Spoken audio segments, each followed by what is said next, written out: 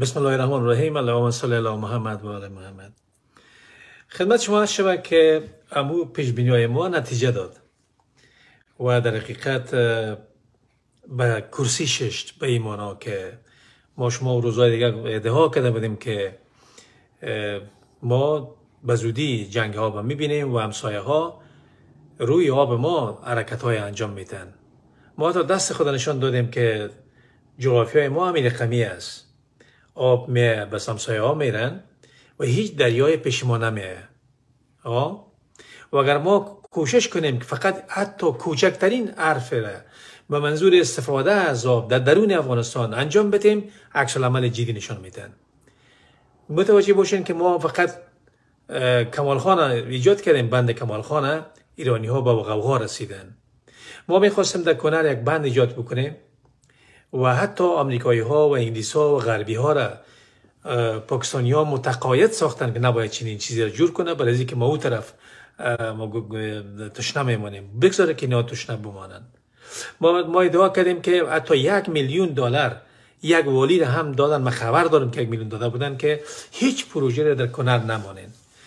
ما در حقیقت ما شما گفتیم که در زمان داود خان وقتی میخواستن بند کنر بسازن، بند آبگردانه، و مردم خواست داود خان که چنین کار را ما میکنیم، شما پول میگیرین یا کدام زمین میگیرین یا کدام چیز دیگه میگیرین که بر شما آماده بسازیم.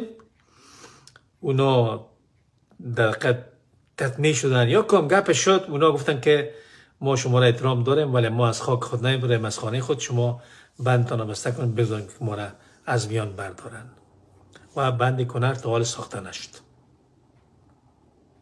ما شما گفتیم که 17 دریا و آدم 17 دریا به طرف شمال با امو یک جا حرکت میکنه. 17 دریا از بلخاب گرفته تا کوکچه با امو یک جا میشن. این 17 دریای ما تو میره و امرای امو یک جا میشه و او کوکچه بزرگ، او بلخاب کلان یک جا میشه، میرن طرف ازبکستان و طرف ترکمنستان میرن.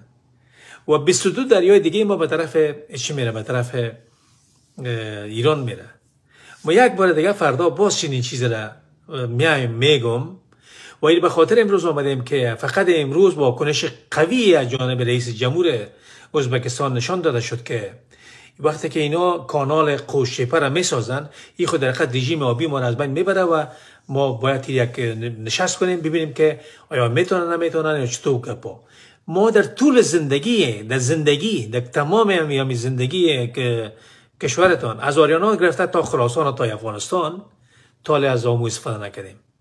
استفاده که یک جوی میکنن، یک چیز واضح است، استفاده نکردیم از آمو. متوجه شدین؟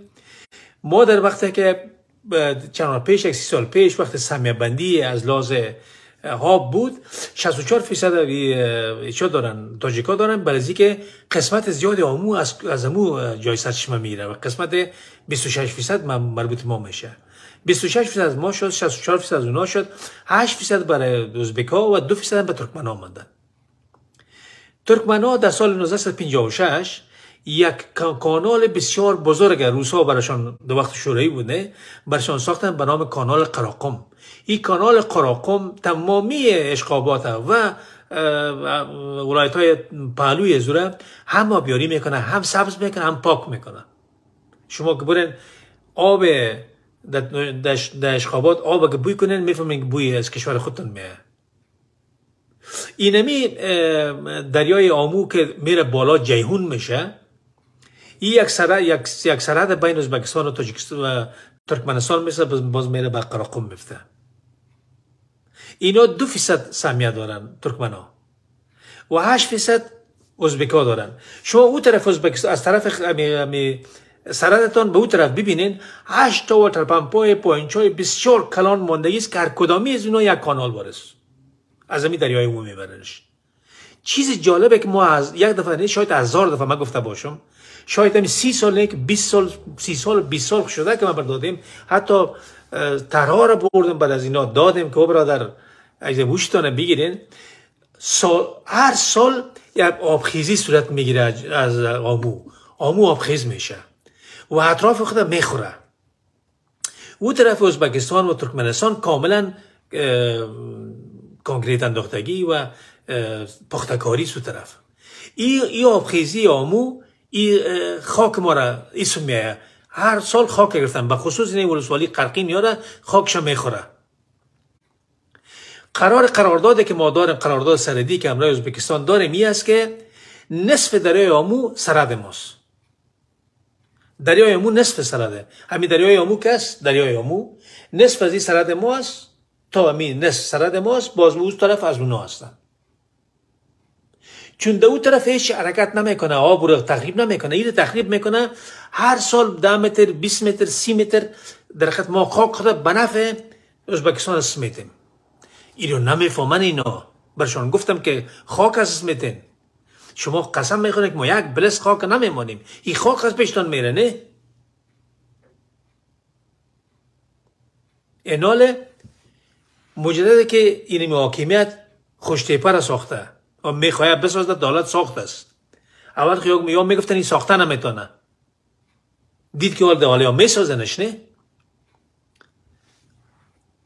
آقای وسادت های نور من نمیشنون. ما رفتیم مزار شریف. من امرای وزیر تحصیلات عالی که پانس حسنیار خدا غریق رحمتشون کنه 3 به 3 6 برشان گفتم که اگر میشه یک کانال اطراف مزار بسازین. رقم مسکو وره، کانال مسکو وره. از آمو بیارنش گرد مزار بگرداننش یک کانال مثلا 10 متری یا 20 متری. هم سبز میکنه ایره. هم حرکت های کشیرانی دراز صورت میگیره. همون طرف که دشت های که در حقیقت آماده کشت است، شمال هیچ دشت نداره که کشت نشه. آماده کشت میشه و در حقیقت سبز میشه و در حقیقت تولید هم اضافه میشه و یک کارم صورت میگیره. این که چرا نکردن؟ شاید هم حرفای سیاسی بوده باشه. من از خاطر امروز آمده میگم ببینن که فقط شما یک کانال که میسازین، رئیس جمهوری کشور مستقیما میگه که این باید ساخته نشه، خو رژیم آبی رو خراب میکنه، رژیم آبی ما رو خراب میکنه. شما وقتی بند کمال خان میسازین، حتی یک کانال میزنین، دو کانال کمال خان خو نسازین تاله. غلمغال میبره که این حق نداره چین کار انجام بده. ما به زورم این کار انجام میدیم سرشان. موقعی که وقتی که شما سلمان را ساختین، همی بند برق سلمان را برادرای ایرانی هم گوش میکنم که من اگه اشتباه میکنم یالا بگوین که تو اشتباه میکنی. ای ترکمنستان اردوشان به محکمه بین‌المللی مراجعه کردن که ما 4.5 میلیارد دلار ساختیم که در یک بند دوستی را در بین ترکمنستان و ایران است. تغذیه را نمی هریروت و فراروت ما میکنه. متوجه باشیم 22 دریا موسو میره. 22 دریا اونم طرف حرکت میکنن. میره اونم بند جور میکنن. موقعی که ما سلمان را ساختیم یا یک کانال خرد کشیده بودن، او بداری کانال چی کنم؟ بند وقت بند است که کانال داشته باشه. بند وقت بند است که زمین ها را هزارها جریب زمین، 100 جریب هکتار زمین زیر بگیره، زیر آب بکنه.